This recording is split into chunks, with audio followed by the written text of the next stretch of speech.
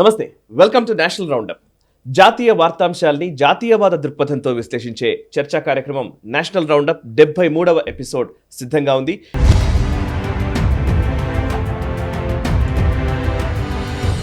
ఈ వారం జరిగిన జాతీయ వార్తాంశాలపై విశ్లేషించేందుకు సీనియర్ జర్నలిస్ట్ సురేష్ కొచ్చాట్లి గారు నేషనల్ స్టాప్ స్టూడియోలో ఉన్నారు. వారితో మాట్లాడదాం. నమస్కారం సురేష్ కొచ్చాట్లి గారు, చర్చకు స్వాగతం. సురేష్ జీ, ఈ వారం చాలా ఇంట్రెస్టింగ్ టాపిక్స్ ఉన్నాయి. ఆల్రెడీ పొలిటికల్ యాక్టివిటీ మొదలైపోయింది. ఇక్కడ తెలంగాణలో కొత్త ప్రభుత్వం కొలువుదీరింది. నేను నిన్ననే ఒక వీడియో కూడా చేశాను. ఆల్మోస్ట్ 10 ఏళ్ల తర్వాత అసెంబ్లీ ఇంతసేపు ఇంత బాగా అంటే ఇటువైపు అటువైపు రెండు వాదనలు వినిపించాయి అనేది ఫస్ట్ టైం. కరెక్ట్.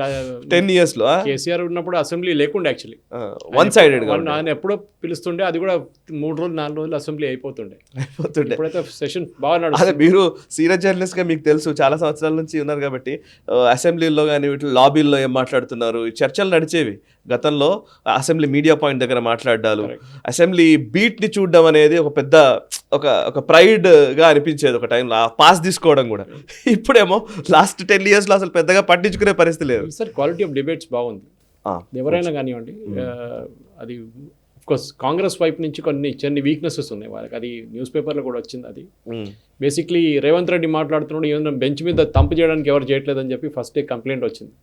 వాళ్ళు రెండో రోజు మీటింగ్ పెట్టారంట వాళ్ళు, కాంగ్రెస్ లెజిస్లేటివ్ పార్టీ మీటింగ్ పెట్టి. ఎందుకంటే దాంట్లో ఆల్మోస్ట్ చాలా మంది కొత్త వాళ్ళు, వాళ్ళకి తెలియదు ఇదంతా. సో వాళ్ళని మోటివేట్ చేయాలంటే సీనియర్స్ మోటివేట్ చేయాల్సి వస్తుంది.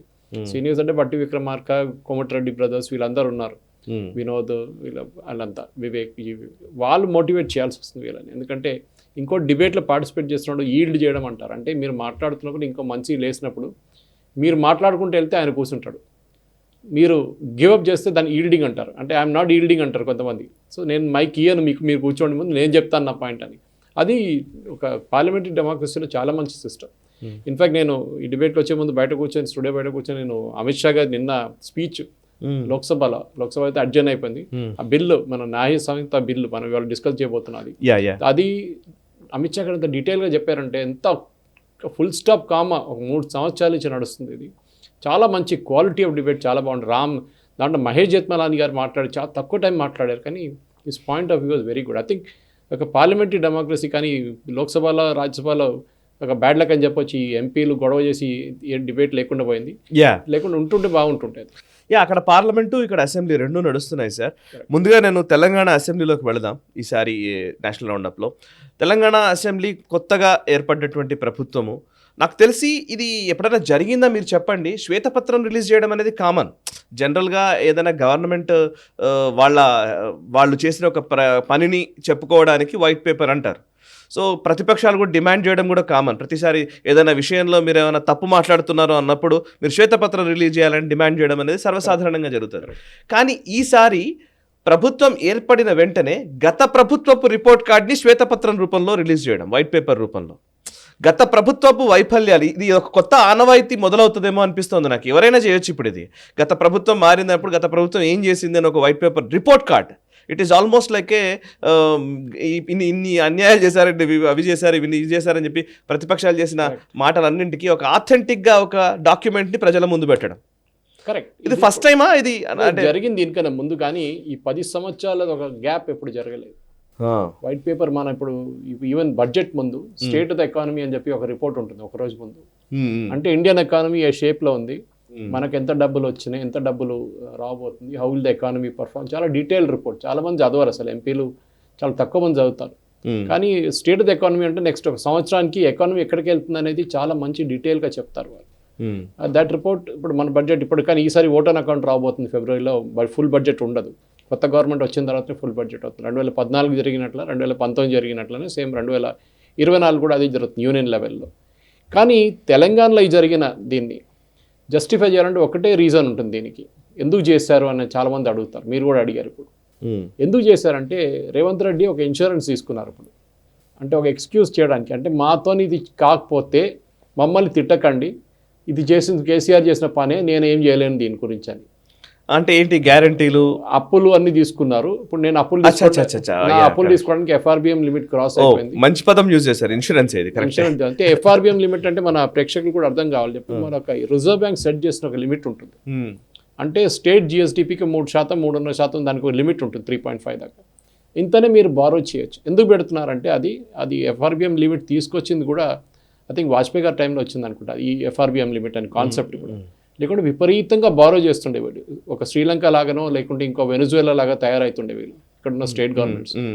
ఇప్పుడు చూడండి, ఇప్పుడు ఈ బడ్జెట్ డాక్యుమెంట్లో కూడా మీరు నిన్న రిలీజ్ చేసిన శ్వేతపత్రంలో కూడా యూనియన్ గవర్నమెంట్ గురించి చాలా మంచి మాట చెప్పారు రేవంత్ రెడ్డి గారు. అంటే ఇండైరెక్ట్లీ ఆయన స్టేట్ గవర్నమెంట్ ఎక్స్పెండిచర్ అంటే మీకు 100 రూపాయలు మీరు బడ్జెట్ చేశారు, మాకు రాబోతుంది 100 రూపాయలు అని చెప్పి మీకు 66 రూపాయలు వస్తేనే మీరు ఏం చేస్తారు, 66 ఖర్చు పెడతారు. మీరు ఇంకా 100 ఖర్చు పెట్టారంటే అప్పు తీసుకోవాలి మళ్ళీ. సో అప్పు కూడా తీసుకున్నప్పుడు కూడా మీరు 76 దాకా వెళ్తారు అంతే, దానికన్నా ముందు వెళ్ళరు. సో ఇక్కడ వచ్చిన దాని ప్రకారం మనం చూస్తే ఇప్పుడు స్టేట్ ఫస్ట్ మన బడ్జెటే తీసుకుంటే ఈ బడ్జెట్ మొదలైనప్పటి నుంచి మీరు చూస్తున్నారు కంప్లీట్ బడ్జెట్లో ఒక డెఫిసిట్ 2014 నుంచే స్టార్ట్ అయ్యింది. అంటే దానికన్నా ముందు రేవంత్ రెడ్డి గారు చెప్పారు, మీరు రిజర్వ్ బ్యాంక్ ముందు వెళ్ళి మేము ఇప్పుడు ముందైతే మాకు 100 రోజులు మాకు క్రెడిట్ వస్తుండే, రిజర్వ్ బ్యాంక్ అడగక్కర్లేదు, ఇప్పుడు ఎట్లా అయిపోయిందని అడుక్కొని తింటున్నాం మేము అని ఆ పరిస్థితికి వచ్చేసింది చెప్తున్నాం. ఇన్ఫ్యాక్ట్ చాలామంది తెలియదు, కాంగ్రెస్ గవర్నమెంట్ రాగానే ఫస్ట్ 1 వీక్లో 500 కోట్లు వాళ్ళు లోన్ తీసుకున్నారు.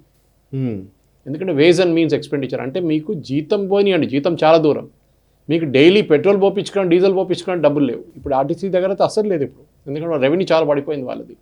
వీళ్ళు ఇచ్చారంటున్నారు, అది తెలియదు ఏమి ఇచ్చారని. సో మనం చూస్తే 2014 నుంచే మొదలైంది కంప్లీట్ డౌన్ఫాల్ చెప్పొచ్చు మన స్టేట్ ఫైనాన్సెస్. అంటే మీరు ఎక్స్పెక్ట్ చేసింది 1,00,000 కోట్లు 2014-15లో 1,00,000 కోట్లు ఎక్స్పెక్ట్ చేశారు వీళ్ళు. అంటే మీరు ఒక ఇల్లు నడిపిస్తున్నప్పుడు మీకు 1,00,000 రూపాయలు జీతం ఉంటే మీకు ఆ 1,00,000 రూపాయలు రాలేదు, మీకు 50,000 జీతం వచ్చింది అనుకోండి, మీరేం చేస్తారు? అట్లా రాదు, జీతం అంటే జీతం వస్తుంది కరెక్ట్గా, కానీ రాలేదు.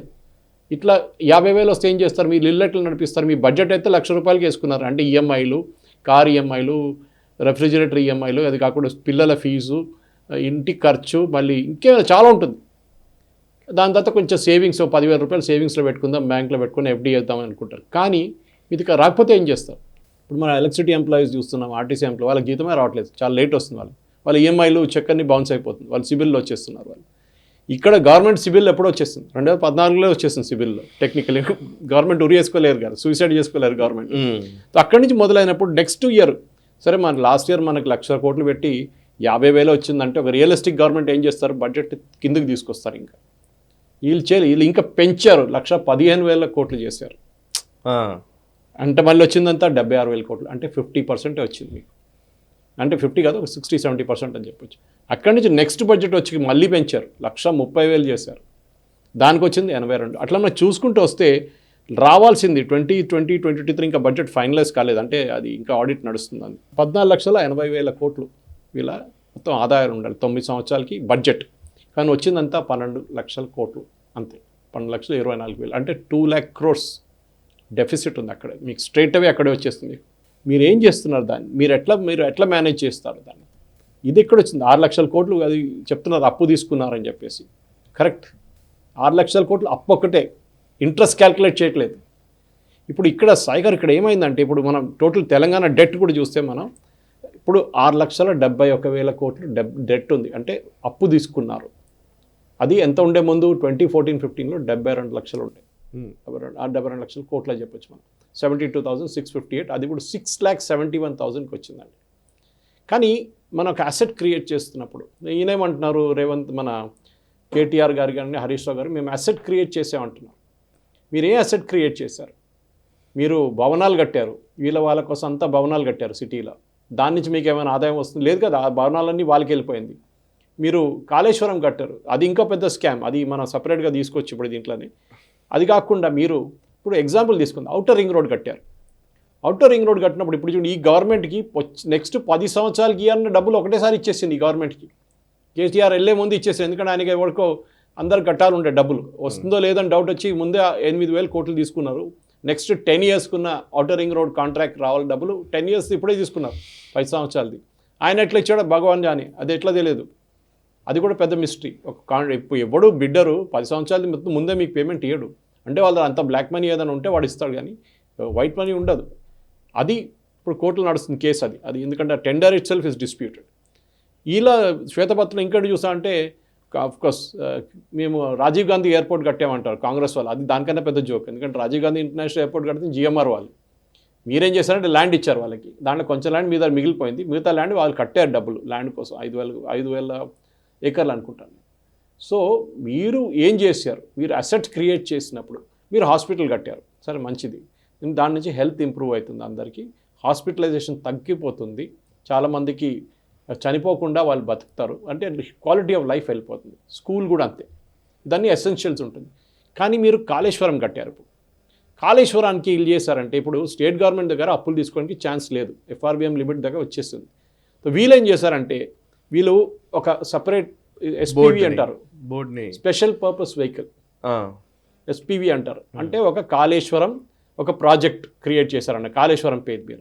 ఆ కాళేశ్వరం దాని మీద వీళ్ళు లోన్ తీసుకున్నారు. అది అట్లాంటి 15 ఎస్పీలు వీళ్ళు క్రియేట్ చేశారు తెలంగాణ గవర్నమెంట్. ఒక్కవైపు దాని నుంచి 1,18,557 కోట్లు అప్పు తీసుకున్నారు. దీన్ని ఆఫ్ బడ్జెట్ బారోయింగ్స్ అంటారు. అంటే బడ్జెట్లో మీరు వేయరు, కానీ బడ్జెట్ బయట చూపిస్తారు. స్పెషల్ పర్పస్ వెహికల్ అని ఫ్లోట్ చేసి ఒక లిమిటెడ్ కంపెనీగా పెట్టుకొని మీరు దాని నుంచి డబ్బులు తీసుకుంటారు. దీంట్లో 3 కేటగిరీస్ ఉంటాయి సాయి గారు. ఒకటి, ఈ శ్వేతపత్రంలో మనకు తెలిసిపోతుంది చాలా క్లియర్గా, ఈ 1,85,000 తీసుకున్న 17 ఎస్పీవీలు కార్పొరేషన్లు అండ్ ఇన్స్టిట్యూషన్, ఈవెన్ దాంట్లో టీఎస్ఆర్టీసీ ఉండొచ్చు, ఎవరైనా ఉండొచ్చు, హౌసింగ్ బోర్డ్ కార్పొరేషన్ కూడా ఉంది దాంట్లో. వీళ్ళు తీసుకున్న డబ్బులకి వీళ్ళకి చెల్లించడానికి రిటర్న్ చేయడానికి వీళ్ళ దగ్గర ఏం ఫెసిలిటీ లేదు. సో ఎవరు చెల్లిస్తారు? గవర్నమెంట్ గ్యారంటీ ఇచ్చారు, మేము కడతామని చెప్పి బ్యాంకు దగ్గర చెప్పారు, లేకుంటే రిజర్వ్ బ్యాంక్ దగ్గర నుంచి బాండ్స్ తీసుకుని మేము గ్యారంటీ నిలబడతా అన్నారు. గవర్నమెంట్ కట్టాల్సింది. సో మన దగ్గర ఆల్రెడీ 6,70,000 కోట్ల అప్పు ఉన్నప్పుడు దీనికి మళ్ళీ ఇది యాడ్ చేయాల్సి వస్తుంది. అది కాకుండా సెకండ్ టైప్లో 15 ఎస్పీవీలు మళ్ళీ ఉన్నాయి, ఫ్లోట్ చేశారు వీళ్ళు. ఆ ఇన్స్టిట్యూషన్స్ ఏం చేశారంటే వాళ్ళు కూడా డబ్బులు తీసుకున్నారు. సో ఇప్పుడు ఫస్ట్ దాంట్లోనే మన కేటగిరీలో చూస్తే 1,27,000 ఇంకా కట్టాలి, గవర్నమెంట్ కట్టాల్సిందే టెక్నికలీ. సెకండ్ దాంట్లో ఏం చేశారంటే ఈ 15 ఎస్పీవీలు కార్పొరేషన్ ఇన్స్టిట్యూషన్ 1,18,000 లోన్ తీసుకున్నారు కోట్లు. ఆ లోన్ కట్టడానికి వాళ్ళ దగ్గర ప్రొవిజన్ ఉంది. అంటే ఇప్పుడు మన రెవెన్యూ వస్తున్న ట్రాన్స్కో లాంటి ఇన్స్టిట్యూషన్ తీసుకోండి, రూరల్ ఎలక్ట్రిఫికేషన్ కార్పొరేషన్ దగ్గర లోన్ తీసుకుంటారు, వాళ్ళకి బిల్లు మనం చెల్లిస్తున్న బిల్లు వాళ్ళకి వస్తుంది, వాళ్ళు దాన్ని కట్టేసుకుంటారు. సో దానికి ప్రాబ్లం లేదు. కానీ ఇదన్నీ కాకుండా ఇంకో కార్పొరేషన్ ఉంది, అది ఇంకో క్యాటగిరీ లోన్ తీసుకొని 59,000 లోన్ తీసుకున్నారు. దీనికి ఎవరు గ్యారంటీ లేరు, అంటే కార్పొరేషన్ కట్టలేరు, గవర్నమెంట్ కట్టలేరు, డిఫాల్ట్ అయిపోతారు, దివాలా అయ్యి రోడ్డు మీదకి వచ్చేస్తారు. ఇది కాళేశ్వరం లిఫ్ట్ ఇరిగేషన్ స్కీమ్ అని. దీని తర్వాత ఇంకోటి, ఇది కాకుండా కాళేశ్వరం లిఫ్ట్ ఇరిగేషన్ స్కీమ్ అని చెప్పేసి పెట్టేసి KLIS, దాంట్లో ఆల్మోస్ట్ 1,00,000 కోట్లు 97,449 crores వీళ్ళు లోన్ తీసుకున్నారు. అది ఎంత ఇంట్రెస్ట్? ఆల్మోస్ట్ 10%, 9.69%. అది కాళేశ్వరం లోన్ తీసుకున్నప్పుడు వీరు ఒక చిన్న గేమ్ ఆడారు, బ్యాంకులతోనే ఎవరి దగ్గర లోన్ తీసుకున్నారు. వీళ్ళేం చెప్పారంటే వాళ్ళు అడిగారు, మీరు ఇంత 1,00,000 కోట్లు ఆల్మోస్ట్ తీసుకుంటున్నారు అప్పు, మీరు దీనితో మీకు ఎట్లా కడతారు మీరు రిటర్న్ అడిగితే, మేము ఎవరికి నీళ్ళు ఇస్తున్నామో వాళ్ళ దగ్గర డబ్బులు తీసుకుంటా అన్నారు. అంటే రైతులకి మేము ఇస్తున్నాం, మిగతా ఎవరికైనా ఇస్తే డ్రింకింగ్ వాటర్ ఇంకేమైనా వాళ్ళకి ఇస్తే వాళ్ళ దగ్గర నుంచి మేము డబ్బులు వసూలు చేసుకుంటామని చెప్పి రాసి ఇచ్చిన దానికి రేవంత్ రెడ్డి గారు కూడా నిన్న అసెంబ్లీలో మాట్లాడారు క్లియర్గా. ఈ శ్వేతపత్రంలో కూడా ఉంది అది. అంటే వీళ్ళు ఎట్లా ఇచ్చారు అట్లాంటి గ్యారంటీ? మీరు ఎందుకు తీసుకోలేదు మళ్ళీ రైతుల దగ్గర? మీకు తెలుసు రైతుల దగ్గర మీరు తీసుకోలేరు, మీరు ఫ్రీగా ఇస్తున్నారు, నీళ్ళు ఎప్పుడు ఛార్జ్ చేయలేరు మీరు ఎందుకు ఎలక్ట్రిసిటీ ఫ్రీగా ఇస్తున్నప్పుడు నీళ్ళు కూడా ఫ్రీ కదా, అది ఫ్రీ ఇచ్చారు. కానీ మీరు ఏం గ్యారంటీ ఇచ్చారు బ్యాంకులకి? మేము వీళ్ళ దగ్గర డబ్బులు తీసుకొని మీకు కడతాం. అంటే ఇప్పుడు ఈ ఆల్మోస్ట్ 1,00,000 కోట్ల రూపాయలు will become almost a non performing asset. రేపు బ్యాంకులు వచ్చి కాళేశ్వరం టేక్ ఓవర్ చేసుకుంటే we should not be surprised. డబ్బు కట్టలేరు. కానీ దాంట్లో ఏం చేశారంటే వీళ్ళు అడిగింది 1,00,000 కోట్లు, ఆల్మోస్ట్ 97,000 కోట్లు అని చెప్తే దాంట్లో 80,000 కోట్లు ఆల్రెడీ తీసుకున్నారు, డిస్పోజ్ అయిపోయింది. ఇంకా తీసుకోలేదు మిగతా, ఎందుకంటే వీళ్ళకి అప్పుడే భయం వచ్చేస్తుంది, మేము కడతామో లేదా అని చెప్పి భయం వచ్చిందనమాట.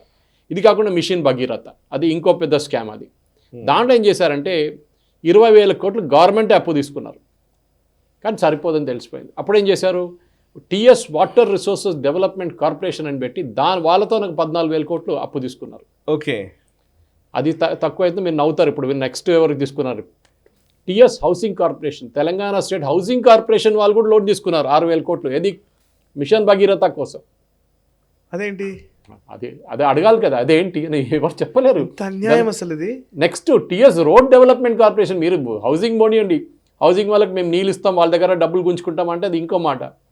TS రోడ్ డెవలప్మెంట్ కార్పొరేషన్ వాళ్ళు తీసుకొని మళ్ళీ వాళ్ళ దగ్గర దాన్ని పంపించారు. ఇంకొక 2,000-3,000 కోట్లు అప్పు తీసుకున్నారు, వాళ్ళతో అప్పు తీపిచ్చి ఇదంతా మిషన్ భగీరథాలు పెట్టారు. సరే, ఈ లోన్ తీసుకున్నప్పుడు మళ్ళీ బ్యాంక్ వాళ్ళు అడుగుతారు కదా, మనం కూడా వచ్చి ఒక హౌసింగ్ లోన్ తీసుకున్నప్పుడు వాడు అడుగుతాడు, మీ ఇల్లు ఏంటి, మీ ఫ్లాట్ ఏంటి, మీ అపార్ట్మెంట్ ఏంటి, మీ గేటెడ్ కమ్యూనిటీ ఏంటి, మాకు ఆ కాగితాలన్నీ ఏం చెప్తే మొత్తం చెక్ చేస్తాడు. చెక్ చేసి వాళ్ళు దాన్ని గ్యారంటీగా పెట్టుకుంటారు. మీరు రేపు కట్టకపోతే అది ఆప్షన్ చేసి పడేస్తారు సర్ఫేస్ యాక్ట్లో.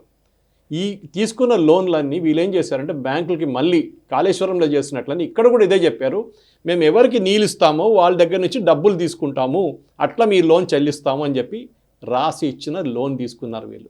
ఆలోచించండి, రాసి ఇచ్చారు అంటే మేము ఒక హైదరాబాద్ మెట్రోకి సప్లై చేస్తే వాళ్ళ దగ్గర ఛార్జ్ చేస్తాము, లేకుంటే పల్లెటూరులో వెళ్ళి అక్కడ విలేజ్లో ఇస్తే పంచాయతీకి ఛార్జ్ చేస్తాము, అది కాకుండా ఏదైనా ప్రైవేట్ ఇండస్ట్రీస్కి ఇస్తే వాళ్ళ దగ్గర ఛార్జ్ చేస్తామని చెప్పారు. ప్రైవేట్ ఇండస్ట్రీస్ దగ్గర ఛార్జ్ చేసుకోండి తెలియదు, కానీ మీరు పల్లెటూరులో ఇచ్చిన నీళ్ళు ఎట్లా ఛార్జ్ చేస్తారండి? పంచాయతీలకి అందరికీ నీళ్ళు ఇచ్చా ఉంటాను. మీరు హైదరాబాద్ మెట్రో దగ్గర డబ్బులు తీసుకున్నారా? తీసుకోలేదు. ఇదంతా ఈ డబ్బులు తీసుకోక్కర్లేదు సాయి గారు. ఈ తీసుకున్న ఆల్మోస్ట్ 20,000, 14 అంటే 35 నుంచి ఒక 45,000 కోట్లు ఆల్మోస్ట్. ఇది government of India Jal Jeevan mission అనే ఒక మిషన్ ఉంది గవర్నమెంట్ ఆఫ్ ఇండియా. దాంట్లో ఈ లోన్ వీళ్ళకి ఆల్మోస్ట్ గ్రాంట్, అంటే ఇంట్రెస్ట్ చాలా తక్కువ ఇంట్రెస్ట్, గ్రాంట్ లాగా వస్తుండే వీళ్ళకి ఫ్రీగా, కానీ తీసుకోలేదు. ఎందుకు అడగండి మళ్ళీ? ఎందుకంటే దాంట్లో ఆడిట్ చాలా స్ట్రిక్ట్ ఉంటుంది. మీరు ఎవరికి కాంట్రాక్ట్ ఇస్తున్నారో ఆ కాంట్రాక్ట్ అని గవర్నమెంట్ ఆఫ్ ఇండియా ఆఫీసర్స్ కూడా చెక్ చేస్తారు. మీరు డబ్బులు ఎట్లా వాడుకుంటున్నారో అది చెక్ చేస్తారు. ఇదంతా చెక్ చేసినప్పుడు జల్ జీవన్ మిషన్లో ఇప్పుడు ఇవాళ దాకా మిగతా అన్ని స్టేట్ గవర్నమెంట్స్ చాలా 15,000, 20,000, 30,000 కోట్లు గవర్నమెంట్ ఆఫ్ ఇండియా దగ్గర నుంచి గ్రాంట్గా తీసుకున్నారు. కట్టక్కర్లేదు, రిటర్న్ తీసుకున్నారు వాళ్ళు. కొంచెం లోన్ కాంపనెంట్ ఉంటుంది, చాలా మటుకు గ్రాంట్గా ఉంటుంది.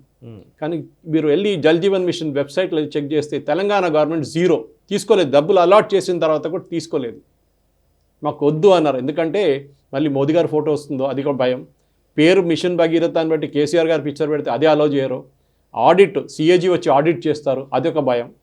ఇదంతా వద్దని చెప్పారు. ఆలోచించాడు 30,000, 35,000, 40 కోట్లు మీరు అప్పు తీసుకోకుండా మీరు ఈజీగా నడిపిస్తుండే, కానీ చేయలేదు. ఎందుకంటే వీళ్ళ ఫేవరెట్స్కి కాంట్రాక్ట్ ఇచ్చారు, వాళ్ళు పైప్ లైన్లు వేశారు. ఆ కాంట్రాక్ట్ ఎవరికి ఇచ్చాడు ఎవరికి తెలియదు. ఇదంతా ఈ జరిగిన గొడవ. ఇప్పుడు మనం చెప్పుకుంటూ పోతే మొత్తం ఒక 2 గంటల సేపు కావాల్సి వస్తుంది, కానీ మనకు ఉన్న టైం 1 గంట సేపు కదా. దానికోసం మనం చూస్తే ఆల్మోస్ట్ 17 నిమిషాలు ఇక్కడే అయిపోయింది మంది. ఇది ఒక పెద్ద మిస్టరీ సాయి గారు, చాలా పెద్ద. ఇది ఎందుకు జరిగింది ఎందుకు జరిగింది అంటే ఏంటి? జస్ట్ కిక్ బ్యాక్స్ లేకపోతే వీటి కోసమా? లేకపోతే 2 ఆప్షన్స్, 2 చెప్పొచ్చు. ఒకటి ఓట్ల కోసం, మేము మీకు నీళ్ళు ఇస్తున్నాం, ఫ్రీ కరెంట్ ఇస్తున్నాం అని అదొకటి 88,000 కోట్లు, అది సపరేట్, అది కట్టాల్సిన డబ్బులు, అది ఆల్రెడీ ఉంది అక్కడ ట్రాన్స్కోకి, వాళ్ళ తల మీద ఉంది. అది మొన్న రేవంత్ రెడ్డి గారు మెన్షన్ చేశారు. ఈ శ్వేతపత్రంలో అది లేదు, కానీ మెన్షన్ చేశారు. అది కాకుండా మనం చూస్తున్న ఈ అప్పులంతా ఎందుకు తీసుకున్నారంటే మేము ఫ్రీ కరెంటు, ఫ్రీ నీళ్ళు. వీళ్ళేమనుకుంటారు, మేము ఎలక్షన్ నెక్స్ట్ 20 సంవత్సరాలు ఈ స్టేట్ పరిపాలిస్తాం, అప్పుడే ఈ టైం లోపల ఎట్లానే డబ్బులన్నీ అక్కడిక్కడ తీసి కట్టేస్తామని చెప్పేసి. మనం చూస్తున్న ఏ బడ్జెట్లో కూడా వీళ్ళు మ్యాచ్ చేయలేదు. అదే టైంలో ఇదే శ్వేతపత్రంలో, ఇప్పుడు నా దగ్గర అదే శ్వేతపత్రం ప్రింట్అవుట్ ఉంది కదా, దీంట్లో క్లియర్గా సెంట్రల్ గవర్నమెంట్కి వచ్చినట్టు చూడండి, సెంట్రల్ గవర్నమెంట్ ఎట్లా పర్ఫామ్ చేశారని చెప్పేసి. గవర్నమెంట్ ఆఫ్ ఇండియా 2014-15 మోదీ గారు వచ్చినప్పుడు 17,94,000 కోట్లు వాళ్ళ దగ్గర వాళ్ళ బడ్జెట్ ఉండే.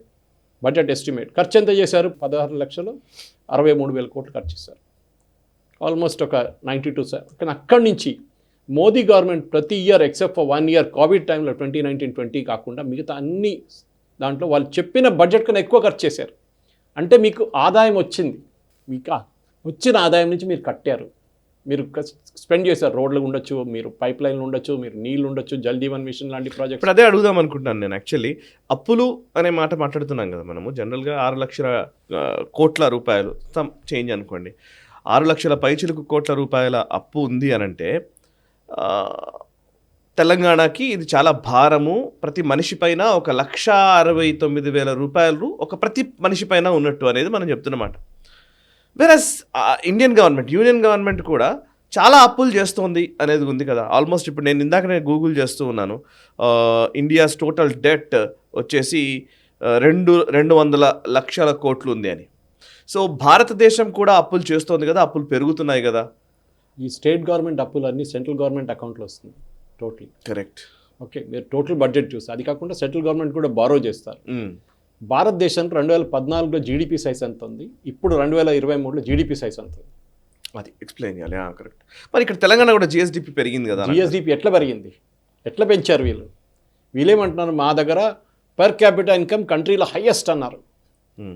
అంటే ఒక మనిషికి ఉన్న అమౌంట్ దేశంలో ఎవరు లేనట్ల మాకు ఎంత 9,000 10,000 రూపాయలు మనిషికి ఉందని చెప్పి పర్ క్యాపిటల్ చెప్తున్నారు వీళ్ళు. ఎగ్జాక్ట్ అమౌంట్ నాకు గుర్తులేదు, కానీ పర్ క్యాపిటల్ వీఆర్ హైయెస్ట్ అని కేటీఆర్ గారు డమ్డమా కొట్టుకుంటూ ఉంటారు ఆయన. అన్నీ అట్లా ఉన్నప్పుడు మీ దగ్గర 90 లక్షల మంది 4 కోట్ల పాపులేషన్ ఇప్పుడు తెలంగాణది మన 2021 సెన్సస్ తీసుకోవాల్సి ఉంటే అప్పుడు ముందు 3 ఉండే 3.3 ఉండే 4 లక్షలను పెట్టుకుందాం.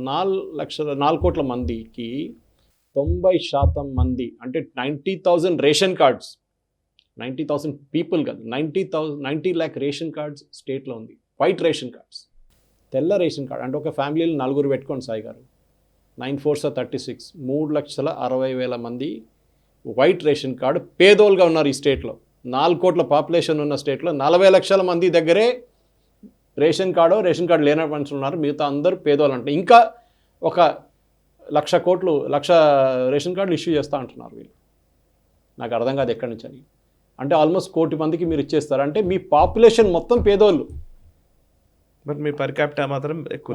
పర్ క్యాపిటల్ చాలా ఎక్కువ. ఇది మొత్తం ఒక విండో డ్రెస్సింగ్ అంటాం ఇంగ్లీష్లో. ఇది చూపించండి. ఇప్పుడు సెంట్రల్ గవర్నమెంట్ బారో చేసి దేనికి బారో చేస్తున్నారు, మెయిన్లీ వాళ్ళ నేషనల్ హైవే ప్రాజెక్ట్స్ మీద బారో చేస్తున్నారు. అదొక మేజర్ కాంపనెంట్. ఎయిర్పోర్ట్స్ కడుతున్నారు. ఎయిర్పోర్ట్స్ చాలా మటుకు కట్టినప్పుడు అంటే ఎయిర్పోర్ట్ అథారిటీ ఇండియా కన్నా చిన్న ఎయిర్పోర్ట్లో ఎవరు ప్రైవేట్ డెవలపర్స్ తీసుకోరు ఇప్పుడు. అది కట్టాల్సిన యూనియన్ గవర్నమెంట్ బాధ్యత. అది కాకుండా జల్ జీవన్ మిషన్, ఇది కాకుండా చాలా మటుకు ప్రాజెక్ట్స్కి వీళ్ళు అప్పులు తీసుకున్నారు. డిఫెన్స్ ప్రొక్యూర్మెంట్ అంతా. కానీ ఏమవుతుందంటే డిఫెన్స్ ప్రొక్యూర్మెంట్ అంతా బడ్జెట్లో ఉంటుంది, ఎప్పుడు ఆఫ్ బడ్జెట్ బారోయింగ్ కాదు. మీరు చెప్పింది ఆఫ్ బడ్జెట్ బారోయింగ్ ఉంటుంది, అంటే మీరు బడ్జెట్ కన్నా బయట అప్పు తీసుకున్నప్పుడు. సో మీరు తీసుకున్న అప్పుకి అవుటర్ ఇప్పుడు మన దగ్గర ఉన్న ఈ నేషనల్ హైవే తీసుకోండి, ఆ ప్రాజెక్ట్ నుంచి మీకు డబ్బులు వస్తుంది, మళ్ళీ మీరు అసెట్ కింద వస్తుంది. అసెట్ ఏం క్రియేట్ చేశారు వీళ్ళేమంటారు, మేము కూడా అసెట్ క్రియేట్ చేస్తాం అని చెప్పి కేటీఆర్ గారు నిన్న మొత్తం ట్వీట్ గీట్ అన్నీ చేశారు. ఏం చేశారు, సిరిసిల్లలో కలెక్టరేట్ కట్టారు. ఏమన్నా మీకు ఆదాయం వస్తుందండి దాని నుంచి? మీరు ఉన్న 10 డిస్ట్రిక్ట్లు 33 చేశారు. అన్నిటికీ కలెక్టరు వాళ్ళ సిబ్బంది వాళ్ళ మొత్తం డిపార్ట్మెంటు అన్నీ సెటప్ చేస్తే మీకు కాస్ట్ పెరిగింది. మీరు ఉమ్మడి దాంట్లో 10 జిల్లాలు ఉన్నప్పుడు దాన్ని 15 చేస్తే 20 చేస్తే ఒక శాంక్టిటీ ఉంటుంది. పెద్ద జిల్లా మనుషులకి రావడం ప్రాబ్లం అవుతుందంటే కరెక్ట్. 33 చేయడం ఎందుకండి? 33 ఐఏఎస్ ఆఫీసర్లు పెట్టాలి కలెక్టర్గా. ముందు మీద 10 ఉండే, వాళ్ళ సిబ్బంది వాళ్ళ ఆఫీసు అక్కడ డిపార్ట్మెంట్లు అక్కడ కలెక్టరేటు, దాని డబ్బులు ఎవడు పెడతాడు ఇంత? మీరు ఏం ప్రొడక్టివ్ అసెట్ ఏం క్రియేట్ చేశారు? మేము కాళేశ్వరం కట్టామంటారు, కాళేశ్వరం నుంచి డబ్బులు ఏమైనా వస్తుందా? ఇంకా పెట్టాలి. ప్రతి సంవత్సరం ఎలక్ట్రిసిటీ 8,000 కోట్లు అంట. ఎందుకంటే అది లిఫ్ట్ ఇరిగేషన్, గ్రావిటీ ఫ్లో కాదు. ఇప్పుడు మనం శ్రీశైలం నుంచి నీళ్లు నాగార్జున సాగర్ వైపు వెళ్ళి విజయవాడ వైపు వెళ్ళిపోతున్నప్పుడు అది గ్రావిటీ ఫ్లో. ఒకసారి కట్టేసామంటే దానికి మళ్ళీ పెద్దగా ఏముండదు, మెయింటెనెన్స్ మాత్రం. దానికి ఎలక్ట్రిసిటీ జనరేట్ చేస్తుంది పైన. ఇక్కడ ప్రతి సంవత్సరం 8,000 కోట్లు ఖర్చు పెడితే గానీ రాని పరిస్థితి. నేను లెక్కేశాను సార్, 8,000 కోట్లు అంటే ఒక ఎకరం భూమి పారాలంటే, అంటే ఇప్పుడు 18 లక్షల ఎకరాలకు ఆయకట్టు అంటున్నారు. ఒక ఎకరం పైన కాళేశ్వరం కింద నీళ్ళు వస్తే కనుక, కాళేశ్వరంని బేస్ చేసుకునే కనుక ఆయకట్టు ఉంటే కనుక ఒక ఎకరం పైన 50,000 నుంచి 60,000 రూపాయలు ఓన్లీ ప్రభుత్వం ఖర్చు చేస్తుంది. 50 నుంచి 60,000 రూపాయలు ఒక ఎకరం మీద ఖర్చు అవుతుందనంటే రిటర్న్ ఏంటి? మీరు అదంటున్నారు. Civil supplies corporation Uttam Kumar Reddy గారు అసెంబ్లీ ఇచ్చిన స్టేట్మెంట్ 2015-19లో లాస్ట్ ఆడిట్ జరిగింది. మనం ఇప్పుడు 23లో ఉన్నాం. దాని తర్వాత ఆడిటే జరగలేదు. ఈ సివిల్ సర్వీస్ డిపార్ట్మెంట్ అంటే చాలా క్రూషియల్, ఎందుకంటే వీళ్ళే ప్రొక్యూర్ చేస్తారు ఈ ప్యాడీ, అంటే రైతుల దగ్గర నుంచి వచ్చే ప్యాడీ ప్రొక్యూర్ చేస్తున్న వీళ్ళేం చేస్తారు, మిల్లర్లకి ఇచ్చేసారు మొత్తం. ఏ గ్యారంటీ లేకుండా మిల్లర్ దగ్గర ఉత్తమ్ కుమార్ రెడ్డి గారు స్టేట్మెంట్ ప్రకారం 2 లక్షల కోట్లు ఏమో ఆయన దగ్గర వాళ్ళ దగ్గర ప్యాడీ పడుందంట. దానికి గ్యారంటీ లేదు, బ్యాంక్ గ్యారంటీ లేదు, ఏం లేదు. వీళ్ళేమో 44,000 కోట్లు అప్పు తీసుకున్నారు సివిల్ సప్లైస్ కార్పొరేషన్ పేమెంట్ చేయడానికి రైతులకి. అది కాకుండా యూజువలీ పేమెంట్ మొత్తం సెంట్రల్ గవర్నమెంట్ దగ్గర నుంచి వస్తుంది. మళ్ళీ ఎందుకు అప్పు తీసుకున్నారు వీళ్ళు? అంటే వీళ్ళ ఆడిట్ జరగలేదు. ఇంకా ఆడిట్ జరగకపోతే సెంట్రల్ గవర్నమెంట్ మీకు డబ్బులు ఇవ్వరు. మీరు ఆడిట్ ప్రొడ్యూస్ చేయాల్సి, మీకు ఎంత వచ్చింది, మీకు రైతులు ఎంత ఇచ్చారు, మీరు దాన్ని మిల్లర్కి ఇచ్చిన తర్వాత దానికైతే బియ్యం ఎంత వచ్చింది మీకు బయట, అంటే బ్రోకన్ ఎంత, మంచి బియ్యం ఎంత, అంతా సార్ట్అవుట్ చేయాల్సి వస్తుంది. ఓకే, చేయలేదు. సో ఈ శ్వేతపత్రం అనేది ఒక నాన్ ఎండింగ్ మహాభారతం లాగా ఉంటుంది ఇది. ఎందుకంటే చాలా అంశాలు వస్తాయి అందులో, చాలా అంశాలు వస్తాయి. ఇప్పుడు ఇది మన దగ్గర ఉన్న 45 పేజీల డాక్యుమెంట్ కాదు, దీనికన్నా చాలా ఎక్కువ ఉంటుంది. సో ఈ స్టేట్ గవర్నమెంట్ ఇక్కడ మనం అన్ని చూసాం, విండో డ్రెస్సింగ్ చేసినప్పుడు ఈ లాస్ట్ 10 సంవత్సరాల్లో ఆడుకున్నారు. అది అన్ని గవర్నమెంట్లు అంతే. ఇప్పుడు మనం ఈ వీళ్ళని ఒక్కని తప్పు పెట్టలేము, కానీ మిగతా గవర్నమెంట్స్ వాళ్ళకి రీపేమెంట్ కెపాసిటీ ఉంది, వీళ్ళకి రీపేమెంట్ కెపాసిటీ లేదు. దానికన్నా ఎక్కువ బారో చేసుకున్నారు. కాళేశ్వరం ప్రాజెక్ట్ 80,000 కోట్ల నుంచి మొదలై ఇప్పుడు 140,000 వచ్చి ఇంకా కాలేదంటున్నారు. దాని లోపల మేడిగడ తగ్గిపోయింది, అక్కడ మళ్ళీ ఏం చేస్తారో తెలియదు, అది ఇంకో ప్రాజెక్ట్ అని. సో ఈ అప్పులు ఎప్పుడు తీసుకున్నప్పుడు మనం చూస్తుంటాం, మనం చాలామంది సూసైడ్ చేస్తుంటారు మనుషులు. పర్సనల్ లోన్ తీసుకొని కట్టలేకపోతే, యాప్ లోన్ నుంచి లోన్ తీసుకొని కట్టలేకపోతారు. అదే పరిస్థితి స్టేట్ గవర్నమెంట్ ఉంది ఇక్కడ. తీసుకున్నారు అప్పులు కానీ కట్టలేకపోతున్నారు. ఇది ఎక్కడ ఎండ్ అవుతుంది సాయి గారు? నేను రాసిస్తాను మీకు. రేవంత్ రెడ్డి గారు ఇవి 2 స్కీమ్లు ఇంప్లిమెంట్ చేశారు. ఏది బస్సులో ఫ్రీ రైడు అని చెప్పి అదంతా చేశారు మహిళలకి. కానీ ఆయన అన్నిటికంటే పెద్ద టెస్ట్ రాబోతుంది. 2 లక్షల రైతులకు రుణమాఫీ అని చెప్పారు. దానికి ఆయన అనౌన్స్ చేస్తే సరిపోదు, బ్యాంకులో డబ్బులు కట్టాలి. వీళ్ళు ఎక్కడి నుంచి అప్పు తీసుకున్నారు? కొంతమంది ఫార్మర్స్ 2 లక్షలు కాదు, 4 లక్షలు 5 లక్షలు కూడా తీసుకుని ఉంటారు రైతులు. వీళ్ళు రైతు రుణమాఫీ ఇచ్చే 2 లక్షలు. దాని తర్వాత ఏమవుతుంది? కరెక్ట్. ఎందుకంటే అక్కడే వస్తుంది ఈ డబ్బులు బ్యాంక్కి కట్టకపోతే. కేరళలో జరిగింది ఇది. బ్యాంకులో కట్టకపోతే ఈ రైతుల మీద సిబిల్ వచ్చేస్తుంది, వాళ్ళు నెక్స్ట్ లోన్ తీసుకోలేరు వాళ్ళు. ఇది మన చిన్న బస్సులకి ఫ్రీ రైడు అదంతా చాలా చిన్న. ఇంకో రెండోది ఎలక్ట్రిసిటీది 200 యూనిట్ ఫ్రీ, అది ట్రాన్స్కోకి డబ్బులు ఇవ్వాల్సి వస్తుంది. మీరు మీ కన్జంప్షన్ డబుల్ అయిపోతుంది, ఇప్పుడున్న కన్జంప్షన్ కన్నా డబుల్ అయిపోతుంది. ఢిల్లీ గవర్నమెంట్ మొన్న పోయిన నెలలో మీరు అవుట్ చేయండి, అందరు ఇన్కమ్ ట్యాక్స్ కడుతున్న వాళ్ళు చాలా డబ్బులు ఉన్న ఢిల్లీలో మీరు అందరూ ఈ యూనిట్ ఎందుకు ఫ్రీ తీసుకుంటారు ఎలక్ట్రిసిటీ అంటే ఎవడు అగ్రీ చేయలేదండి. 99% మంది మళ్ళీ మాకు సబ్సిడీ కావాలని రాసిచ్చారు. ఏది మర్సిడీస్ బెంజ్లో తిరుగుతున్నాడు, పెద్ద పెద్ద కార్లు తిరుగుతూ పెద్ద పెద్ద ఇల్లు ఉన్న వాళ్ళు కూడా మాకు ఫ్రీ కరెంట్ కావాలంటున్నారు. ఆలోచించండి. కరెక్ట్. ఇది ఎక్కడ వెళ్ళి ఎండ్ అవుతుందో మనకు తెలియదు. ఇది ఈ రెండు మేజర్ ప్రామిసెస్. ఎందుకంటే మన ఈ హెల్త్ ఇన్సూరెన్స్ ప్రాబ్లం లేదు. ఎందుకంటే మీరు హెల్త్ ఇన్సూరెన్స్ అందరికి 10 లక్షలు అన్నారు. అందరు రేపొచ్చి హాస్పిటల్ పడరు. మీరు 100 మంది ఉంటే దాంట్లో 10 మంది హాస్పిటల్కి వెళ్తారు. మీరు ఆ బిల్లు చెల్లించాలి. అది ఇంకా చెల్లించలేదు, పాత బిల్స్ పడుతున్నాయి ఇంకా. అది చెల్లించకుండా ఇప్పుడున్న ఇక్కడున్న హాస్పిటల్స్ ఎవరు తీసుకోరు. సో అది మేజర్ ఇష్యూ కాబోతుంది. సో ఇది ఫస్ట్ ఈ రుణమాఫీ, నెక్స్ట్ ఎలక్ట్రిసిటీ ఫ్రీ, ఈ 2 పెద్ద ఇష్యూ అవుతాయి. దానికోసం ముందే రేవంత్ రెడ్డి గారు ఒక ఎక్స్క్యూజ్గా ఇన్సూరెన్స్ తీసుకున్నారు. ఇక నేను ఫెయిల్ అవుతాను అని చెప్పకండి, డబ్బులు లేకపోతే అడగకండి అని క్లియర్గా చెప్పేశారు. నెక్స్ట్ అంశము, ఒకసారి మనం పార్లమెంట్ సమావేశాల్లో చాలా కీలకమైన చరిత్రాత్మకమైన బిల్లులకు ఆమోదం లభించింది. ఇది చాలా ఇంపార్టెంట్ బిల్స్ ఇవి. ఇండియన్ పీనల్ కోడ్ అని మనం మాట్లాడేవాళ్ళం ఇప్పటిదాకా. ఐపీసీ సెక్షన్ పలానా దాని ప్రకారం ఐపీసీ అనేది బాగా అలవాటు అయిపోయింది. సో ఇండియన్ పీనల్ కోడ్ ప్లేస్లో ఇప్పుడు భారతీయ న్యాయ సంహిత బిల్ వచ్చింది. రెండవది ఇండియన్ ఎవిడెన్స్ యాక్ట్ ప్లేస్లో ఇప్పుడు భారతీయ సాక్ష్య బిల్. మూడవది కోడ్ ఆఫ్ క్రిమినల్ ప్రొసీడ్యూర్కి సంబంధించినటువంటి యాక్ట్ ఉంది, దాన్ని బేస్ చేసుకుని ఇప్పుడు భారతీయ నాగరిక సురక్ష సంహిత బిల్. ఈ కొత్త చట్టాలు పాతకాలం బ్రిటిషర్లు తయారు చేసినటువంటి చట్టాలు, అప్పటి దాన్ని అలా కంటిన్యూ చేస్తూ వస్తున్నాము. మొట్టమొదటిసారి భారతీయ, ఇండియన్ అనే మాట ఉంచి భారత్లోకి వచ్చాం మనం. అట్లాగే ఈ ప్రాసెస్ కూడా ఉంది అని అనుకోవచ్చా? అండ్ సెడిషన్ని తీసేశారు, దేశద్రోహం అనే చట్టాన్ని దాన్ని మొత్తానికి తీసేసినట్టుగా మాడిఫై చేశారు. కరెక్టే లేండి, మాడిఫై చేశారు. అన్నిటికీ ఉపయోగించకుండా దేనికి పడితే దానికి సెడిషన్ని ఉపయోగిస్తున్న సందర్భాలు కూడా ఉన్నాయి. కాబట్టి 1872లో ఈ పీనల్ కోడ్ తీసుకొచ్చారు. అప్పుడు బ్రిటిష్ పీనల్ కోడ్ అంటే వారు ఇంగ్లాండ్లో ఉన్న అదే లాస్ని ఇక్కడ తీసుకొచ్చారు. దాంట్లో మీరు సెడిషన్ గురించి మాట్లాడిన సాయి గారు, సెడిషన్ ఈజ్ మీరు అగెయిన్స్ట్ స్టేట్ అంటారు. అగెయిన్స్ట్ స్టేట్ ఏది మాట్లాడినా కానీ స్టేట్, దాన్ని రీప్లేస్ చేసి అగెయిన్స్ట్ కంట్రీ అన్నారు. మీరు దేశం మీద చేస్తున్న దాన్ని మీరు సెడిషన్గా తీసుకొచ్చారు. దాన్ని ఇంకా చాలా మటుకు కండిషన్ మీరు చెప్పినట్ల ఇండియన్ పీనల్ కోడ్ అది 1860లో ఉండే, అది భారతీయ ఇప్పుడు న్యాయ సంహిత అని పెట్టారు. మనం క్రిమినల్ ప్రొసీజర్ కోడ్ మీరు చెప్పారు, నాగరిక సురక్ష సంహిత. అది కాకుండా ఇండియన్ ఎవిడెన్స్ యాక్ట్, సాక్ష్య అధినియం. ఇండియన్ ఎవిడెన్స్ యాక్ట్లు కూడా సాయి గారు ఇప్పుడు ఐపీసీలో కూడా 511 సెక్షన్స్ ఉంటాయి.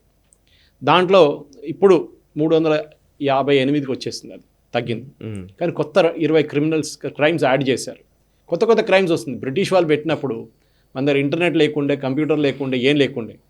ఈ క్రిమినల్ యాక్ట్లో ఇప్పుడు మనం ఎగ్జాంపుల్ చెప్పాలంటే 2G కేసులో జస్టిస్ సైని అని చెప్పి ఆయన ఎవిడెన్స్ ఉంది, మొత్తం డబ్బులు తీసుకునే ఎవిడెన్స్ ఉంది, మనీ ట్రయల్ ఉంది, ఎవరికి ఎక్కడి నుంచి డబ్బులు వెళ్ళింది మొత్తం డీటెయిల్స్ ఉన్నాయి.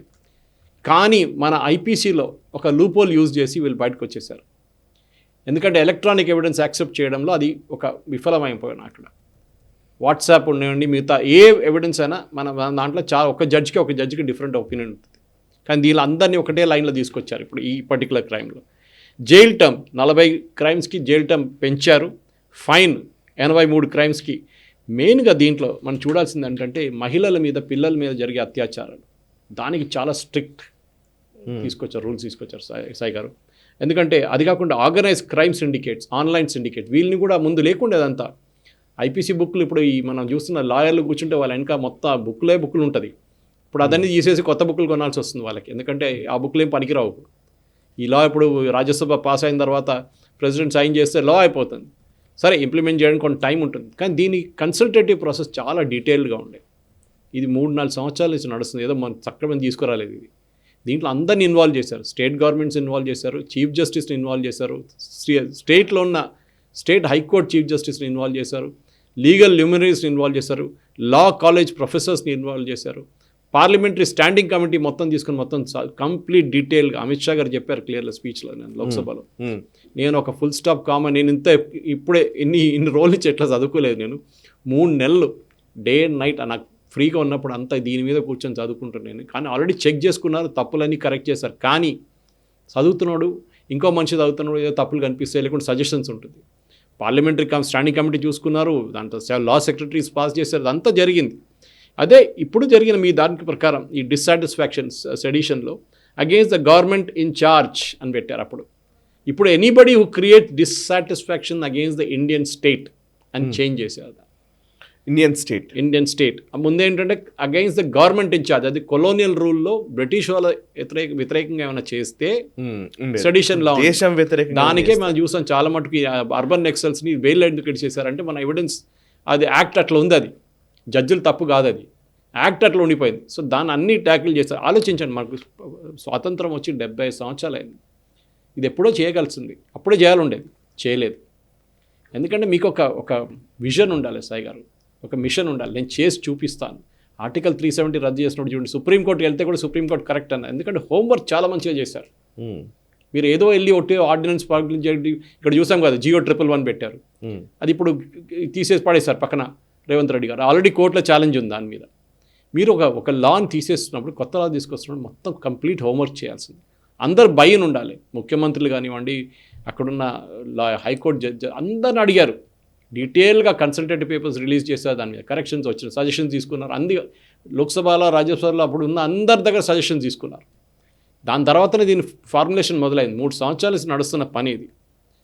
కానీ మంచిది ఏమైందంటే, ఒకటి మన సాడ్ కూడా చెప్పొచ్చు, డిబేట్ ఏం జరగట్లేదు పార్లమెంట్లో, కానీ ఈ జరిగిన డిబేట్లో బీజేపీ వాళ్ళ అలైస్ అందరు పార్టిసిపేట్ చేస్తారు. చాలా మంచి డిబేట్స్ ఉండే, క్వాలిటీ వింటున్నప్పుడు చాలా మంచిగా అనిపిస్తుంది. ఎందుకంటే మనకు చాలా పాయింట్స్ మనం మిస్ అయిపోతుంది. నేను రాసుకున్నాను కూర్చొని ఈ డిబేట్లు వింటున్నప్పుడు కూడా, ఏంటి వాళ్ళు ఏం చెప్పారని చెప్పేసి. అదే హోల్సమ్ ప్రొటెక్షన్ ఆఫ్ ఉమెన్ అని చాప్టర్ 4లో ఉంది. అది దీనికన్నా ముందేముంటుంటే మొత్తం ఐపీసీ మొత్తం చదవాల్సి వచ్చిండే. మీరు ఉమెన్ అండ్ చైల్డ్ అంటే ఇక్కడ రేప్ ఒక సెక్షన్ ఉంటుంది, ఇంకోటి మొలస్టేషన్ ఇంకో సెక్షన్ ఉంటుంది, మర్డర్ ఇంకో సెక్షన్లో ఉంటుంది.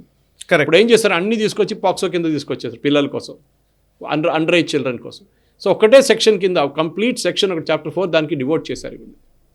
సో మీరు ఎక్కడే ఉంది, ఒకటే ప్లేస్లో ఉందన్నమాట అన్నీ, ఆ లా అంతా. అది కాకుండా మనం చూస్తున్న ఎవిడెన్స్ యాక్ట్, నేను చెప్పాను దీనికన్నా ముందు, ఎలక్ట్రానిక్ ఎవిడెన్స్ గురించి కానివ్వండి, ఇప్పుడున్న మీ ఫింగర్ ప్రింట్స్ లిఫ్ట్ చేయడం అనేది చాలా పాత సిస్టమ్ అయిపోయింది. ఇప్పుడు ఐరిస్ స్కాన్తో మొదలవుతుంది. ఇప్పుడు చాలా మటుకు ఎలక్ట్రానిక్ ఎవిడెన్స్ యాక్సెప్ట్ చేయలేదు, ఎందుకంటే బ్రిటిష్ వాళ్ళు చెప్పట్లేదు, మనం కూడా ఏం చేయలేదు దాన్ని. ఇప్పుడు దాన్ని మాడిఫై చేశారు.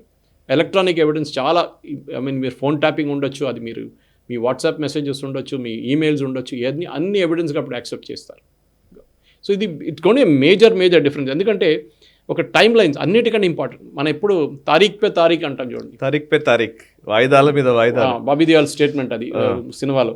ఆ తారీఖ్ పే తారీఖు ఉండదు, ఎందుకంటే అన్నిటికీ టైం లైన్స్ పెట్టారు. ఒక ఛార్జ్ షీట్ ఫైల్ చేయాలంటే మీరు ఇన్ని రోజుల్లో ఛార్జ్ షీట్ ఫైల్ చేయాల్సింది. Very nice. ఓకే, అది కాకుండా అది భారతీయ శిక్ష దాంట్లో వచ్చిందనమాట. అది కాకుండా ఎప్పుడు మీరు కేసు పెడతారో వాయిదా వేయకూడదు, అడ్జర్న్మెంట్స్ చాలా తక్కువ చేసేసారు. ఇప్పుడున్న లక్షల కేసులు, కోట్ల కేసులు ఉండొచ్చు పాసిబిలిటీ కోర్ట్స్లో, సుప్రీంకోర్టు దగ్గరే 1,00,000 కేసులు ఉన్నాయి. ఇట్లాంటి పరిస్థితుల్లో ఈ అడ్జర్న్మెంట్స్ తగ్గినప్పుడు ఏమవుతుంది సాయి గారు, cases will get finished faster. Prosecution ఎన్ని రోజులు కావాలి, అదంతా మొత్తం డీటెయిల్గా పెట్టారన్నమాట. So complete detail. ఎందుకంటే మీరు ఒక పోర్ట్ కాదు, ఇప్పుడు క్రిమినల్ అబ్స్కాండ్ చేశారనుకోండి, ఇది దుబాయ్కి వెళ్ళిపోతాడు, లేకుంటే ఎక్కడ పారిపోతాడు, ఆ కేసు అట్లనే పెండింగ్ ఉండిపోతుంది. ఇప్పుడు ఏమవుతున్నాడు, ఆడు 90 రోజులు రాకపోతే వాడి మీద కేసు మొదలైపోతుంది ఆటోమేటిక్గా. Okay, simple. సో ఇది లవ్ జిహాద్. ఇంకోటి చాలా important, love jihad is now become a crime. ఎందుకంటే ఇప్పుడు దాకా ఏం చెప్తే సెక్షనే లేదు అంటారు. సో మీ రిలీజియన్ మీరు దాన్ని హైడ్ చేసి మీరు ఒకరిని ప్రేమించి మీరు ఏమైనా చేస్తే దాన్ని లవ్ జిహాద్ కింద వస్తుందని చెప్పి, లవ్ జిహాద్ అని కాదు, వాళ్ళు టర్మినాలజీ ఇంకోటి యూజ్ చేస్తారు. సో అది కూడా ఇప్పుడు క్రైమ్ కూడా చూసుకున్నారు. Road accident forensic examination compulsory చేశారు. అన్ని states and union territories they have to bring forensic. ఎందుకంటే చాలా ఈ పాత పోలీస్ సిస్టంలో సాయి గారు, పోలీసు వాళ్ళు కూడా ఎక్కువ ఎడ్యుకేషన్ లేదు వాళ్ళకి ఫొరెన్సిక్ చూడడానికి. నాకు గుర్తుంది ఒక కేసు హైదరాబాద్లో కౌంటర్ఫిట్ సాఫ్ట్వేర్ పట్టుకున్నాడు చాలా సంవత్సరాల ముందు, 20 సంవత్సరాలు. మన పెద్ద ఫ్లాపీ డిస్క్లు యూజ్ చేస్తుండే ఆ టైంలో, చాలా తిన్గా ఉంటుంది. ఆ పోలీసు వాడు ఏం చేశాడు, వచ్చి ఒక మొత్తం తాడుతో కట్టి పాత బ్యాంకులో ఒక పంచ్ చేసే పేపర్ ఉంటుంది ఒకటి, పంచింగ్ పెద్ద నీళ్ళలాగా ఉంటుంది, దాని మీద పంచ్ చేశాడు దాన్ని. ఓ మై గాడ్, మొత్తం ఎవిడెన్స్ అంతా పోయింది. ఇది వాళ్ళకి అప్పుడు తెలియదు. కానీ ఇప్పుడున్న వస్తున్న యంగ్ పోలీస్ ఆఫీసర్, అందుకని వాళ్ళు చదువుకున్న వాళ్ళు చాలామంది, వాళ్ళకి తెలుసు కంప్యూటర్ అంటే ఏంటో తెలుసు, వాళ్ళకి సాఫ్ట్వేర్ అంటే ఏంటో తెలుసు. సో అట్లాంటి సజెషన్స్లో కూడా ఇది చేసినప్పుడు కూడా మనం మాట్లాడుకున్నప్పుడు, ఈ బిల్ ఫస్ట్ ఇంట్రడ్యూస్ చేస్తుంది ఆగస్ట్ 2023లో. దాని తర్వాత ఎంపీ సజెషన్స్ ఇచ్చారు. దానికన్నా ముందు 2020 నుంచే మొదలైంది. యాక్చువల్లీ 2019లో సజెషన్స్ స్టార్ట్ చేశారు. సో చాలా మటుకు ఇప్పుడు నేను చెప్పినట్ల రోడ్ యాక్సిడెంట్ కానివ్వండి, మిగతా ఏ సెక్షన్ కింద ఇది స్టాండింగ్ కమిటీ ఇచ్చిన రిపోర్ట్ తర్వాత ఇప్పుడు బిల్లు మంచిగా పాస్ అయిపోయింది బిల్స్ ఇప్పుడు. కానీ ఇప్పుడు జరగాల్సింది అంటే దీని ఇంప్లిమెంటేషన్. అది చాలా ఇంగ్లీష్లో అంటే the proof of the pudding is the eating. అంటే తినేటప్పుడు తెలిసిపోతుంది ఎంత బాగుంది అనేది. మాట్లాడుతున్నా అంత బాగానే ఉంటుంది, కానీ దాని తర్వాత ఏంటి అనేది. సో సిఆర్పిసిలో 484 సెక్షన్ అన్నీ చాలా మటుకు తీసేశారు, కొత్త పెట్టారు, అన్నీ చేశారు. కానీ at the end of the day ఎట్లా స్టేట్స్ ఎట్లా ఇంప్లిమెంట్ చేస్తారు, హైకోర్టు లెవెల్లో, మున్సిపల్ కోర్టులో, సివిల్ కోర్ట్స్లో ఎట్లా ఇంప్లిమెంట్ చేస్తారు అక్కడ ఉంటుంది. ఎందుకంటే చాలా మటుకు పేదోళ్ళు ఆ లెవెల్లో డీల్ చేస్తారు. కరెక్టే. ఇప్పుడు మనం ధరణి గురించి మాట్లాడుతున్నప్పుడు అంతా చెప్తూ ఉంటాం చూడు, ఫ్రాడ్ అనేది, అది కూడా ఒక ఎలక్ట్రానిక్ ఫ్రాడ్ కింద వస్తుంది ఇప్పుడు. ఎందుకంటే ఎవడో పేరు మార్చి ఇంకొని పేరు పెడితే అది కూడా ఎలక్ట్రానిక్ ఫ్రాడ్ కింద వస్తుంది. So definitely this is a great move. కానీ ఇది ఒక కామన్ మ్యాన్కి ఎక్స్ప్లెయిన్ చేయాలంటే ఐ థింక్ మనం కూడా షో చేయాల్సింది, కొన్ని లీగల్ ఎక్స్పర్ట్ని తీసుకొచ్చి సెక్షన్ బై సెక్షన్ అనేది ఎక్స్ప్లెయిన్ చేయాల్సింది. ఎందుకంటే ఇది మన కామన్ సిటిజన్స్ కూడా ఇది అర్థం కావాలి, చాలా ఇంపార్టెంట్. నిజం. అవును సార్. నెక్స్ట్ అంశంలోకి వెళదాం సార్. యాక్చువల్లీ మమతా బెనర్జీ, ఇది నాకు కొత్తగా కనిపించింది. యాక్చువల్లీ మమతా బెనర్జీ ఓవైపు ఇండియా అలయన్స్లో ఉంటూనే ఇంకొక వైపు ఎక్కడో మన మోదీకి లేకపోతే అనుకూలంగా బిహేవ్ చేయడానికి ప్రయత్నం చేస్తుందా అనిపిస్తోంది. అంటే కాకపోవచ్చు కూడా. మమతా బెనర్జీ ఎంపీలతో కలిసి ప్రధాని నరేంద్ర మోదీని కలవడం అండ్ సెంట్రల్ గవర్నమెంట్ ఎయిడ్ ప్రాజెక్ట్స్కి సంబంధించి ఆమె మాట్లాడడము అండ్ ఇలాంటివన్నీ చూస్తూ ఉంటే, అంటే ఏమైనా కొంచెం ఇంకెట్లాగూ ఇండియా అలయన్స్ అధికారంలోకి వచ్చేది లేదు అని ఏమైనా డిసైడ్ అయిపోయారా అనేది ఉంది. ఇక్కడ కూడా చూశారు మీరు, రేవంత్ రెడ్డి గారు అసెంబ్లీలో చెప్పారు, నేను కిషన్ రెడ్డి దగ్గర మాట్లాడాను, ఫోన్లో మాట్లాడి మోదీ గారి దగ్గర అపాయింట్మెంట్ తీసుకొని మన ఇద్దరు కలిసి వెళ్దాం, మా మినిస్టర్లు కూడా తీసుకొస్తాం కొంతమందిని, మనం వెళ్ళి కలిసి సెంట్రల్ గవర్నమెంట్ స్కీమ్స్ ఏమేమి ఉన్నాయి, పెండింగ్ ఉన్నాయి, ఏమేమి మనకు రావాల్సి ఉంది, ఎక్కడెక్కడ తప్పులు జరుగుతుందో, ఎక్కడెక్కడ ఆడిట్ జరగలేదో అదని చెప్పండి, మేము అన్నీ చేసి ఇచ్చేస్తాం, మాకు డబ్బులు కావాలి. యూనియన్ గవర్నమెంట్ దగ్గర చాలా స్కీమ్స్ ఉంటాయి సాయి గారు. నేను మన దగ్గర ఒక 2 అంశాలు చెప్తాను సార్ నేను, ఎందుకంటే నాకు అనిపిస్తుంది 2018 ఎలక్షన్స్, 2019 కంటే ముందు 18లో ఒక 3 రాష్ట్రాలు కాంగ్రెస్ గెలిచింది. అప్పటికి అంతో ఇంతో అందరూ ఏకమవ్వడానికి ఆస్కారం ఉంది, అది ఉంది, ఇది ఉంది అనే మాటలు వచ్చాయి నిజానికి అప్పట్లో. కర్ణాటక ఎలక్షన్స్ జరిగిన విధానము, ఆ తర్వాత 3 రాష్ట్రాల్లో కాంగ్రెస్ గెలిచిన విధానము, ఆ తర్వాత కొంత అందరికీ కలిసి మనం పోటీ చేయాలనే ఒక భావన, అప్పుడు జేడీయూ కానివ్వండి, ఆర్జేడీ కానివ్వండి, వాళ్ళు కలిసి ఉండే నేపథ్యము, ఇవన్నీ చూసాం.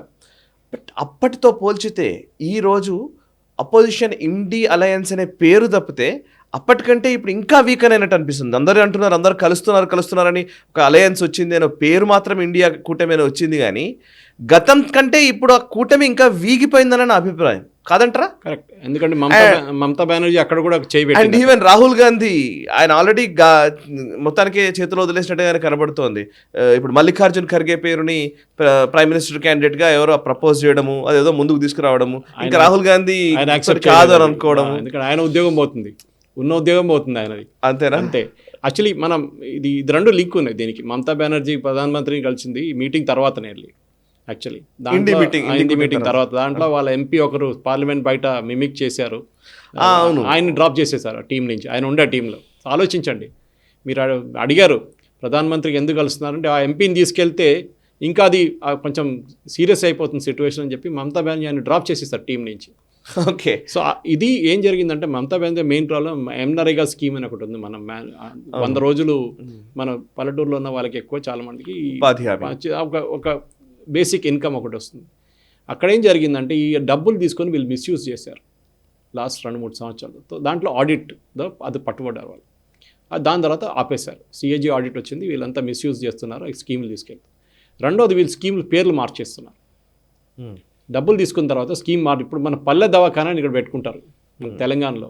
డబ్బులు ఇచ్చేది మొత్తం union government under national health machine rural, సిటీలో ఉంటే నేషనల్ హెల్త్ మిషన్ అర్బన్, బస్తీ దవాఖానా అని ఇక్కడ పెట్టుకున్నాడు తెలంగాణలో. కానీ డబ్బులు ఇచ్చేది మొత్తం యూనియన్ గవర్నమెంట్. 104 అంబులెన్స్కి ఒక అంబులెన్స్కి 1,40,000 ఒక నెలకి యూనియన్ గవర్నమెంట్ ఇస్తున్నారు తెలంగాణలో.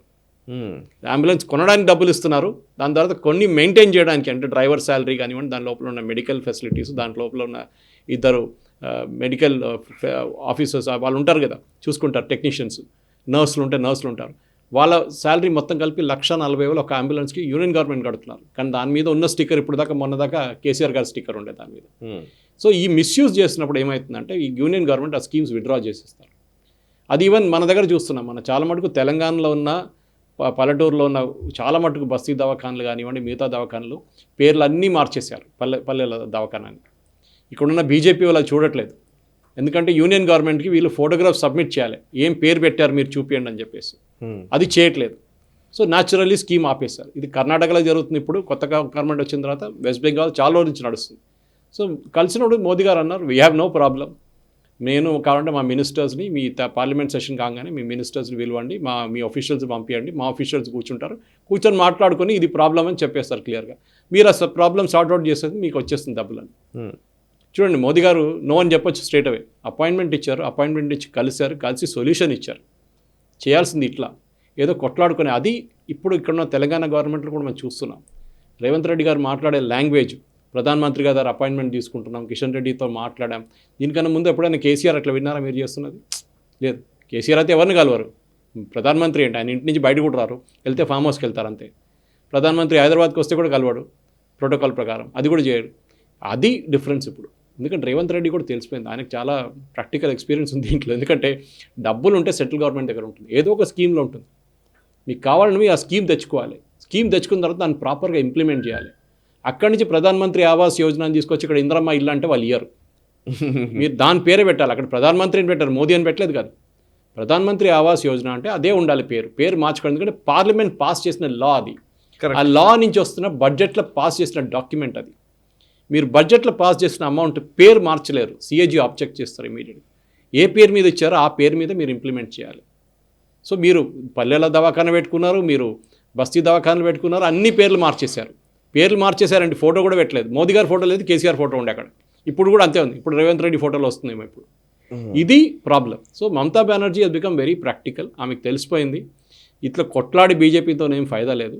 వాళ్ళ మెయిన్ ఎనిమీ స్టేట్లో బీజేపీ కరెక్ట్, కానీ కమ్యూనిస్ట్ వాళ్ళు ఫినిష్ చేయడానికి ఆమె ట్రై చేస్తుంది. అది మన ఇండియా అలయన్స్ స్టోరీ మనం ఈ వీక్ చూసాం, ఢిల్లీలో జరిగిన దాని ప్రకారం మీరు చెప్పిన మల్లికార్జున్ ఖర్గేని తీసుకొచ్చింది. ఎందుకంటే ఈ ఫ్యూచర్ ఏముందనేది ఇండియా అలయన్స్లో చాలా పెద్ద డౌట్ సాయి గారు.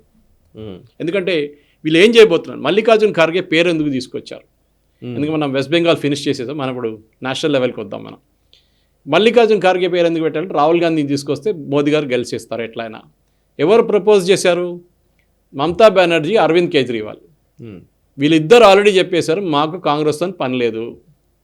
సిపిఎం ఆల్రెడీ చెప్పేశారు మేము మమతా బెనర్జీతో వెస్ట్ బెంగాల్లో ఏ పొత్తు పెట్టుకోమని చెప్పారు. ఆ స్టేజ్లో కూర్చున్న వాళ్ళు ఉన్నారు, సీతారాం యెచూరి ఉన్నారు అక్కడ, పక్కన మల్లికార్జున్ ఖర్గే గారు ఉన్నారు.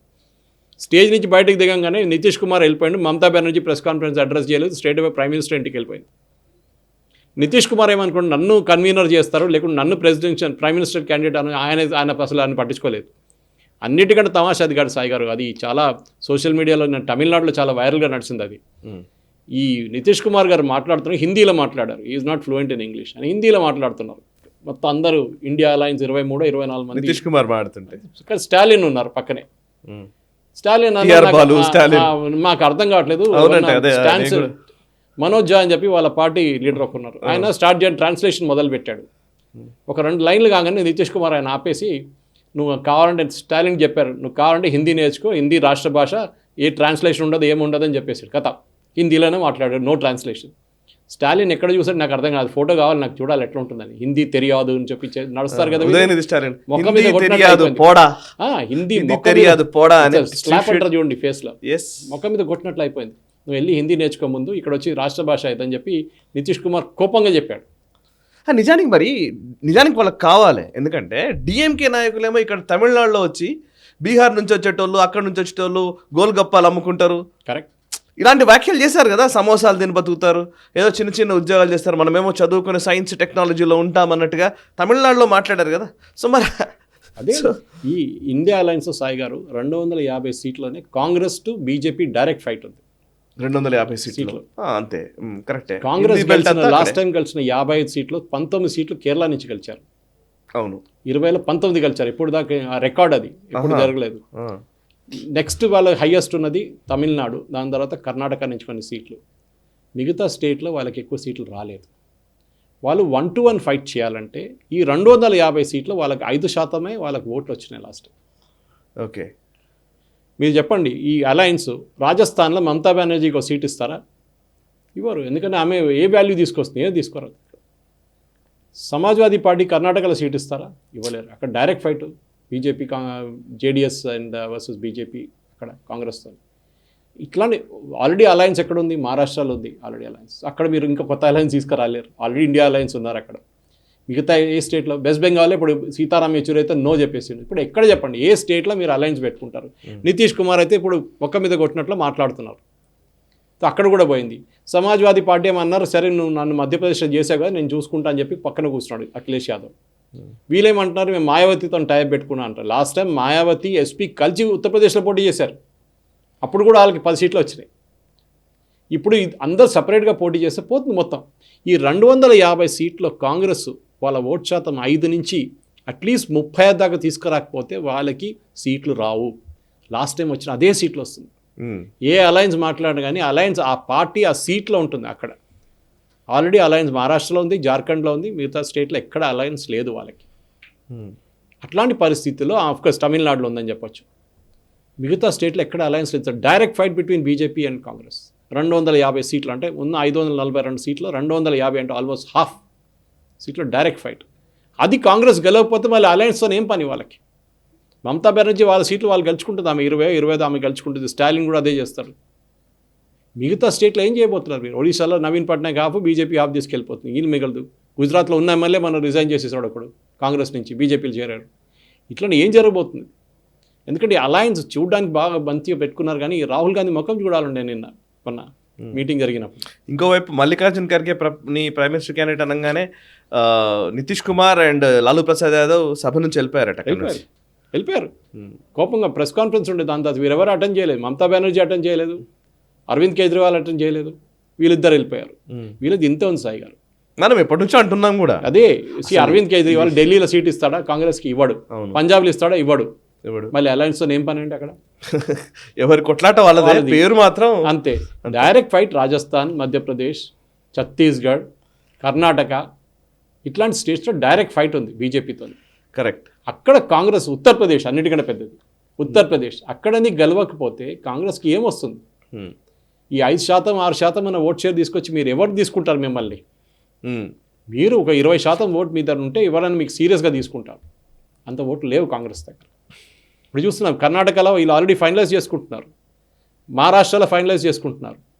బీజేపీ ఈజ్ గెటింగ్ ప్రోగ్రెసివ్లీ, ఎందుకంటే ఈ 3 స్టేట్లు గెలిచిన తర్వాత, రాజస్థాన్, మధ్యప్రదేశ్ అండ్ ఛత్తీస్గఢ్ గెలిచిన తర్వాత బీజేపీ స్పెషల్లీ మధ్యప్రదేశ్లో ఓడిపోతారనుకున్న సీట్లలో బీజేపీ ఎమ్మెల్యేలు మార్చారు చాలామంది. అది కాకుండా కొత్త ఎమ్మెల్యే పేర్లు వాళ్ళు ముందే రిలీజ్ చేశారు. తెలంగాణలో చేయలేదు ఆ తప్పు తెలంగాణలో చేశారు వీళ్ళు. తెలంగాణలో అదే మనం మాట్లాడుకుంటే చాలా డిబేట్లో చెప్పాము, ముందే అనౌన్స్ చేయండి రా బాబు సీట్లు మీకు వస్తుందని. మధ్యప్రదేశ్లో చేశారు, తెలంగాణలో చేయలేదు. 2 నెలల ముందు ఎలక్షన్ కన్నా 2 నెలల ముందు వాళ్ళు లిస్టు రిలీజ్ చేశారు. ఈ కొత్త క్యాండిడేట్ అందరిది వాళ్ళకి టైం దొరికింది ఫీల్డ్లో పనిచేయడానికి. దాంట్లో చాలామంది గెలిచారు. లాస్ట్ టైం రెండు రీజన్స్ మనం మాట్లాడుకున్న డిబేట్లో కూడా, చంబల్, గ్వాలియర్ రీజన్లో బీజేపీ చాలా సీట్లు ఓడిపోయినారు లాస్ట్ టైం. ఈసారి అక్కడ గెలిచారు. కరెక్ట్. జ్యోతిరాదిత్య సింధియా అక్కడ ఉండి ఆయన చాలా కష్టపడి పనిచేస్తాడు అక్కడ. సో ఈ అలయన్స్ అనేది ఇప్పుడు వాళ్ళకి తెలిసిపోయింది, మోదీ గారితో కొట్లాడడం కాదు, మోదీ గారితో నేను చేయలేరు. వీళ్ళన్నీ సెల్ఫ్ గోల్లే కొట్టుకుంటారు. జగదీప్ ధన్కర్ని మీరు పార్లమెంట్ బయట కూర్చొని మాక్ చేసినప్పుడు, డ్రామా చేసినప్పుడు రాహుల్ గాంధీ వీడియో తీస్తున్నాడు. ఇప్పుడు ఏమైంది, జాట్ సమాజ్ అంటున్నారు, మీరు రండి ఎలక్షన్కి చూసుకుందాం, మా వాళ్ళని మీ ఇన్సల్ట్ చేశారు. Jagdeep Dhankhar is a Jat. అదేంటది, మీరు రండి. జాట్ సమాజ్ ఆల్రెడీ ట్వీట్ కూడా చేశారు, వాళ్ళు నిన్న ధర్నా చేశారు, తగలబెట్టారు, అన్నీ చేశారు నిన్న. ఇప్పుడు ఏం చేయబోతున్నారు వీళ్ళు? ఉన్నదానికి సెల్ఫ్ గోల్ కొట్టుకుంటున్నారు. రాహుల్ గాంధీ నువ్వు ప్రైమ్ మినిస్టర్ రేస్లో లేదని చెప్పి వాళ్ళు చెప్పినప్పుడు మళ్ళీ ఎందుకు వెళ్ళక్కడ పార్లమెంట్ బయట నిలబడి వీడియోలు తీయడం ఎందుకు? ఇప్పుడు అంటున్నాడు నా తప్పు కాదు, ఆయన చేస్తున్నాడు, నేను వీడియో తీసుకున్నాను. అరే ఇంతమంది ఉండే కదా, నువ్వు ఒక్కడే నిలబడి ఎందుకు వీడియో ఎందుకు తీసావు? అక్కడే వచ్చింది. సో నవ్వడం తెలుస్తుంది కదా, ఎండార్స్మెంట్ అండి, ఇమ్మెచ్యూరిటీ, లీడర్షిప్ క్వాలిటీ లేదు ఆయనలో. కేసీ వేణుగోపాల్ లాంటి ఫెయిల్డ్ క్యాండిడేట్ కేరళ నుంచి పంచాయతీ ఎలక్షన్ గెలవలేడు, ఆయన తీసుకొచ్చి మీరు అహ్మద్ పటేల్ లాంటి ప్లేస్లో పెట్టారు. ఏం చేస్తాడు ఆయన? ఎక్కడెక్కడ గెలిచారో అన్ని క్రెడిట్ రాహుల్ గాంధీ, సోనియా గాంధీ, ప్రియాంక గాంధీ. కానీ ఓడిపోయిన ప్లేస్లో అక్కడ ఉన్న అశోక్ గెహ్లోట్ని పక్కన పెట్టేశారు, ఇప్పుడు కమల్నాథ్ తీసేస్తున్నారు, అక్కడ బఘేల్ని తీసేస్తారు. అక్కడ ఏఐసీసీలో ఏదైనా ఆఫీస్ బాయ్ ఉంటే వాడి మీద కూడా యాక్షన్ తీసుకుంటాడు, నువ్వు కాదు ఓడిపోయినాం మేమని చెప్పేసి. వాచ్మెన్ ఉంటే వాచ్మెన్ మీద ఉంటుంది, సరైన టైంకి టీ ఇవ్వలేదు కాబట్టి ఓడిపోయాం మేమని అన్నీ చేస్తారు ఇట్లాంటి పనులు. సో కాంగ్రెస్లో అయిపోతుంది, వాళ్ళ ఫ్యామిలీయే ఇంపార్టెంట్, ఇంకా ఎవరు ఇంపార్టెంట్ కాదు.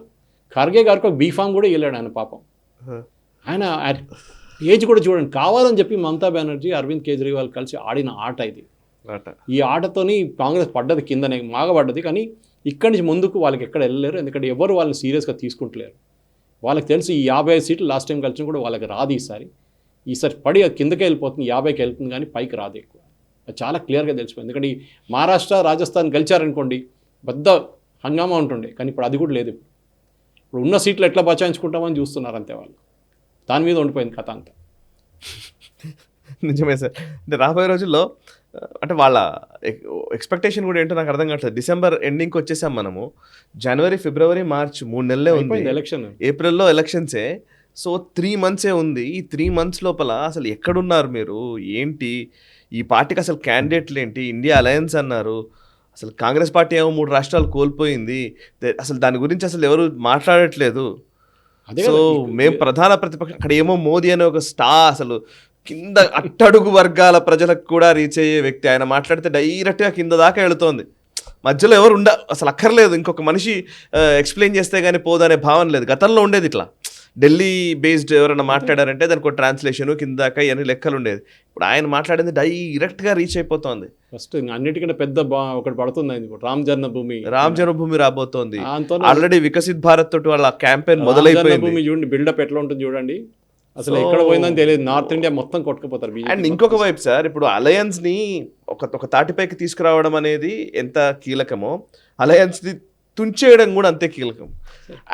కొన్ని అలయన్స్ ని తీసేయగలగడము, మళ్ళీ తీసేసి దాన్ని మళ్ళీ మన వైపు తిప్పుకునే ఒక ప్రక్రియ బీజేపీ చేయడంలో సక్సెస్ అవుతుంది అంటాను నేను. జేడిఎస్ కి సంబంధించి చూస్తే, జేడిఎస్ కి వాళ్ళకి ఎక్కడ వాళ్ళకి ఇవ్వాల్సిన ఆఫర్ కరెక్ట్ గా ఇవ్వడము, వాళ్ళని కరెక్ట్ గా దగ్గరికి తీసుకోవడము చేస్తున్నారు. అండ్ గతంలో మన ఇదేంటి ఈవెన్ ఇన్ పేరేంటి అథవాలే, అసలు రామ్దాస్ అథవాలే లాంటి వ్యక్తి, ఆయన గెలవకపోయినా కూడా పెట్టుకుంటారు క్యాబినెట్, ఆయన పెట్టుకుని ఎంఓఎస్ క్యాబినెట్లో పెట్టారు, ఒక మంత్రిని చేశారు. సో పాయింట్ ఏంటంటే, నిజానికి బీజేపీ తమ మిత్రుల్ని కోల్పోతుంది అనే మాట కంటే కూడా కొత్త మిత్రుల్ని యాడ్ చేసుకుంటుంది. మిత్రులంటే మాత్రం ఖచ్చితంగా వాళ్ళతో పాటు నిలబడుతోంది చాలా వరకు.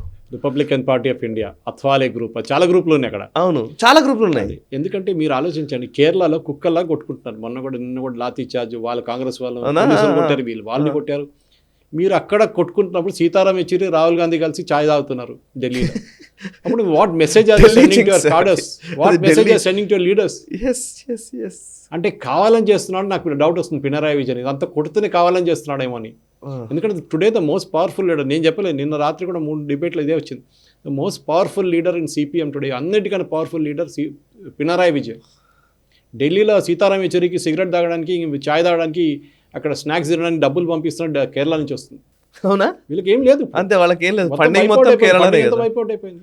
కేరళ కనుక ఒకవేళ పార్టీ లూజ్ అయితే అంతే సంగతి. అసలు పార్టీకి సంబంధం అసలు ఫండింగే ఉండదు.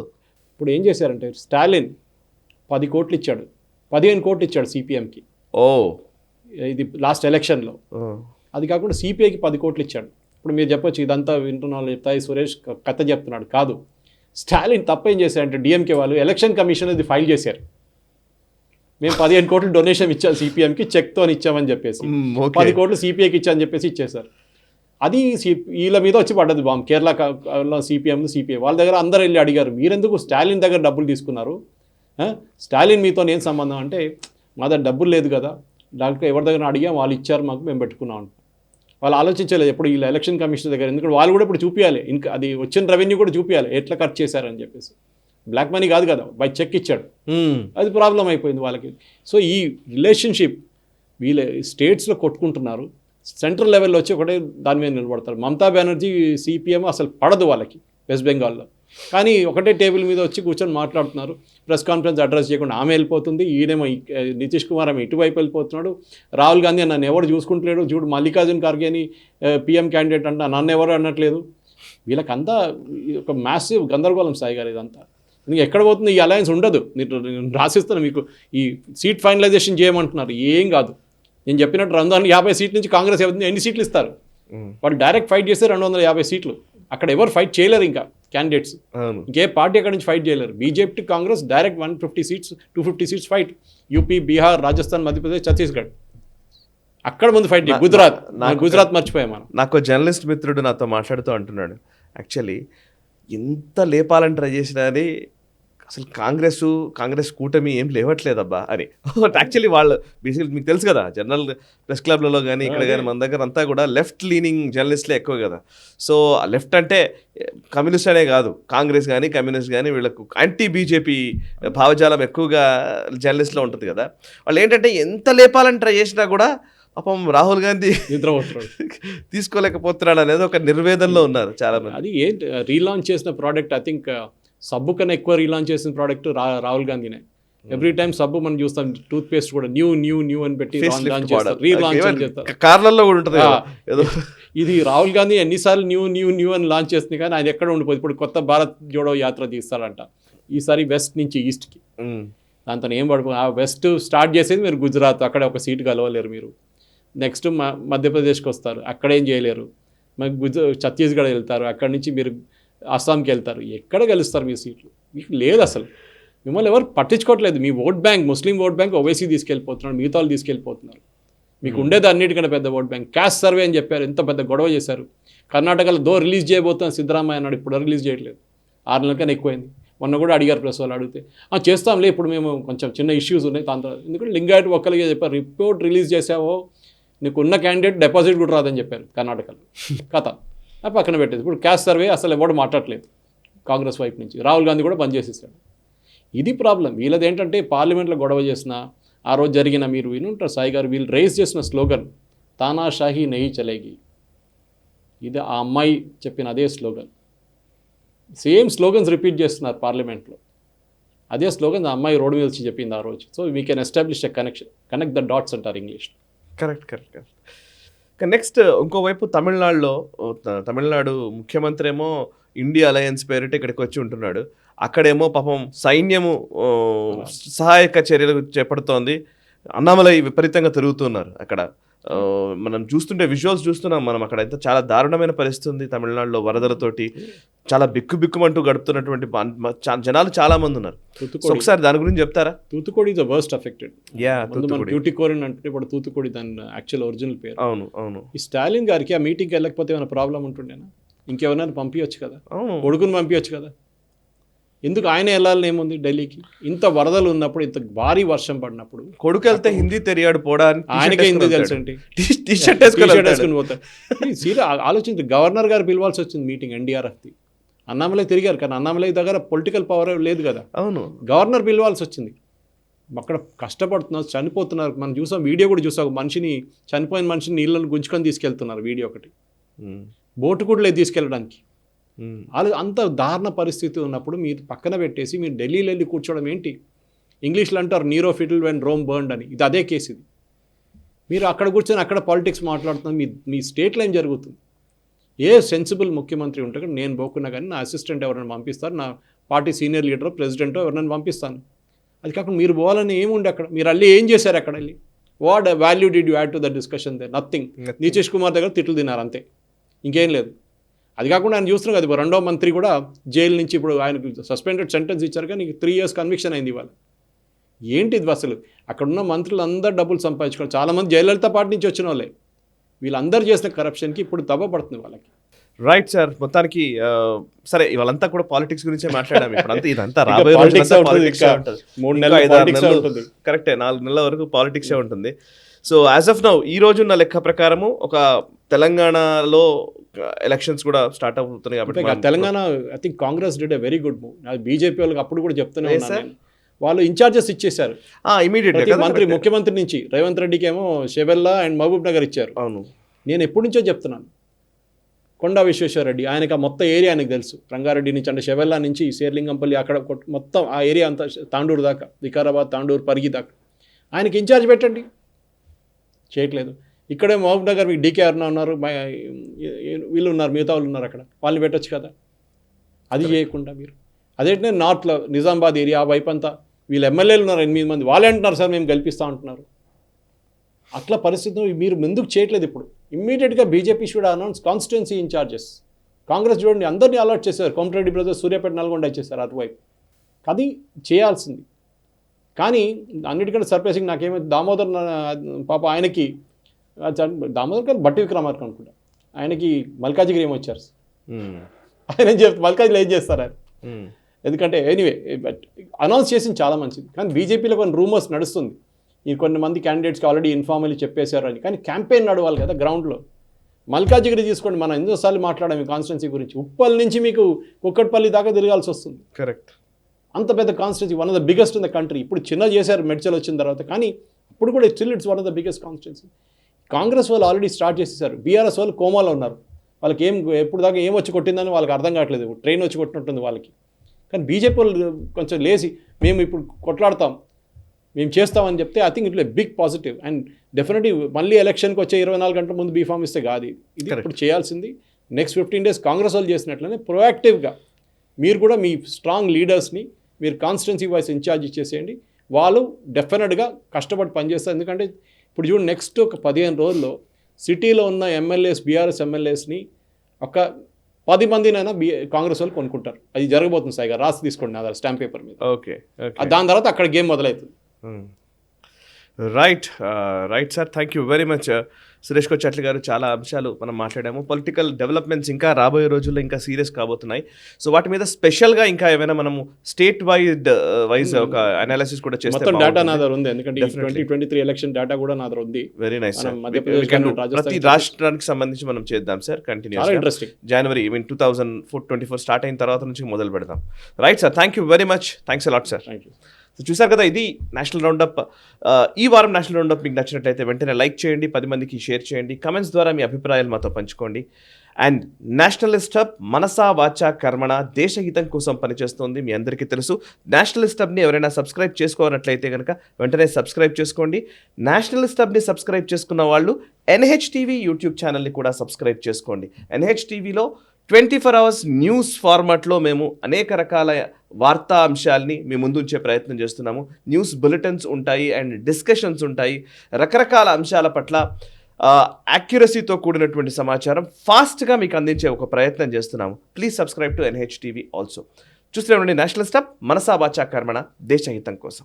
ఈ వీడియో మీకు నచ్చినట్టయితే లైక్ చేయండి, 10 మందికి షేర్ చేయండి. అలాగే కామెంట్ల రూపంలో మీ అభిప్రాయాలను మాతో పంచుకోండి. Nationalist hub group of channels ను సబ్స్క్రైబ్ చేసుకుని తెలుగునాట జాతీయవాద జర్నలిజాన్ని ప్రోత్సహించండి. ఈ వీడియో కింద ఉన్న బెల్ ఐకాన్ పై క్లిక్ చేయడం మర్చిపోవద్దు.